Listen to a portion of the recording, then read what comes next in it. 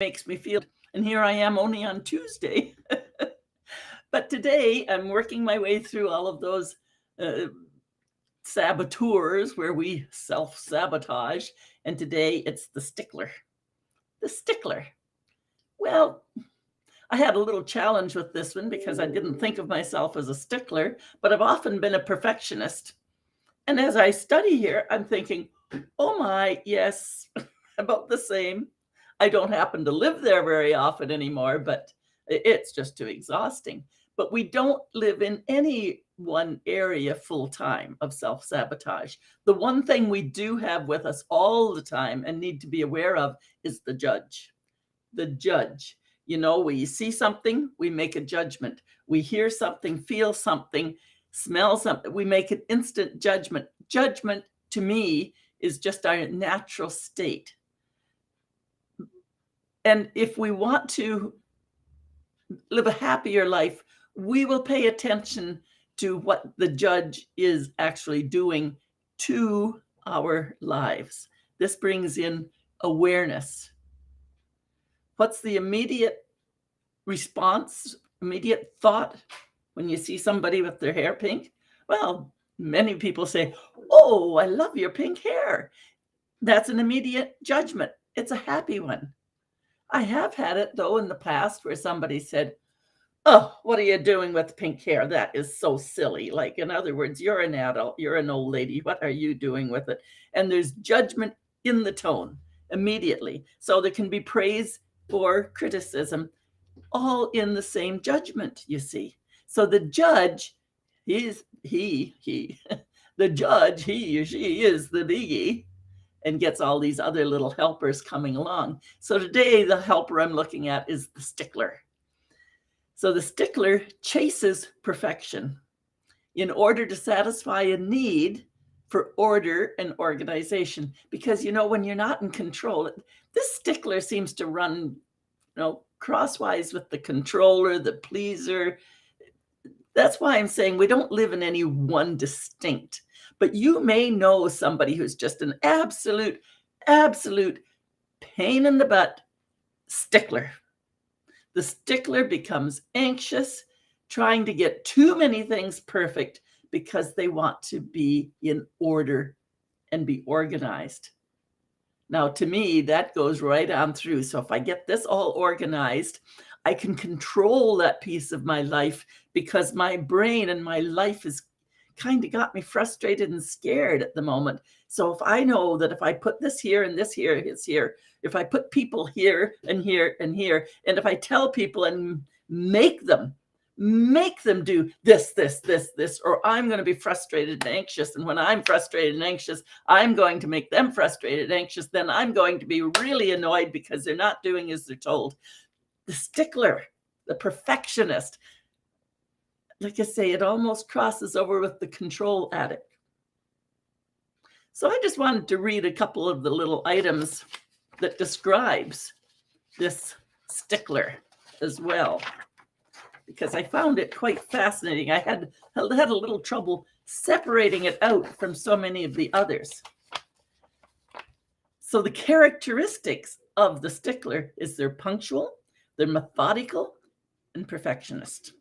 They can be irritable, tense, opinionated, and sarcastic, highly critical, not only of themselves, also of others. So usually we hear the critical of us, which they're criticizing the others, because if they can criticize out there, they can avoid some of the pain of criticizing in here. That's where we're a mirror to each other. There's a strong need for control, self-control, and self-restraint. And I get that. I used to live in fear, so I kept myself on a tight leash so I wouldn't be getting criticized for being me and free. Well, you can tell I've changed that over the decades. But they work overtime to make up for others' sloppiness and laziness. We can do that one. And is highly sensitive to criticism. I know people like this, and it's so painful for them. So painful to just not accept others. But in that accepting of others, they have to be able to relax inside, because they've got this thought going. They've got this thought going. Right is right and wrong is wrong, and I know the right way. If you can't do it perfectly, don't do it at all. Does this ring true for anybody you know? Have you been there yourself? I have been there myself, but in smaller doses, because I can't imagine living all the rest of my life on eggshells and anxiety and throwing up. Been there, done there, got the t-shirt, got broken in my hands, got emptied out so that I could fill them up with joy instead. Now, the justification lies is that there's sarcastic and self-righteous overtones and suppressed anger and frustration. So why do they say that's okay to themselves? Because they feel it's a personal obligation. It is up to me to fix whatever mess I encounter. Perfectionism is good. Plus, it makes me feel better about myself. Now, there's the bingo, isn't it? If I can put out there and do my exercising out there on other people, I won't have to face that very same thing inside myself. There is usually a clear right and wrong way to do things. And I know how things should be done and must do the right thing. Otherwise, I'm open to criticism. So what happens is it causes people on the outside, the rest of us listening to this stickler, this perfectionist, driving us crazy, because it's when it's in the extreme. You know, we know that there's going to be a certain amount of that that's just going to bring us pride and doing our own thing the way we have it within our own belief system. But it's really critical that on any of these saboteurs, any of this self-talk that goes to the extreme and over the top, is not an easy place for the person living it, and it sure is not an easy place for the rest of us that have to live with it.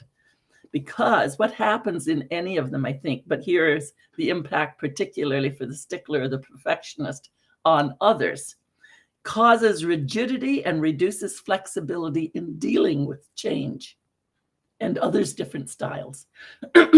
It's a source of ongoing anxiety and frustration, and that is so true. It causes resentment, anxiety, self-doubt, and resignation in others. And I've seen that happen, and it's heartbreaking.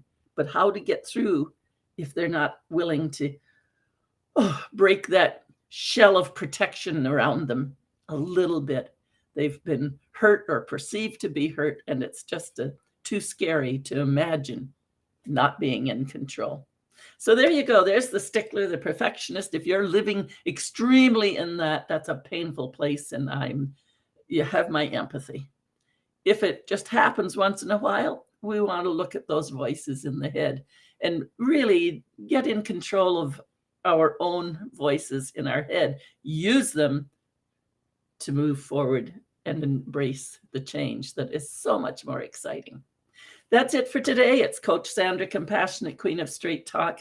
You know, it's really important to build up this would be called mental fitness. Instead of going to the gym for our muscles, it's going to this work for our mental muscle. Coach Sandra, Compassionate Queen of Straight Talk. You can do it. And yes, you know it. I can help. It's the work I do.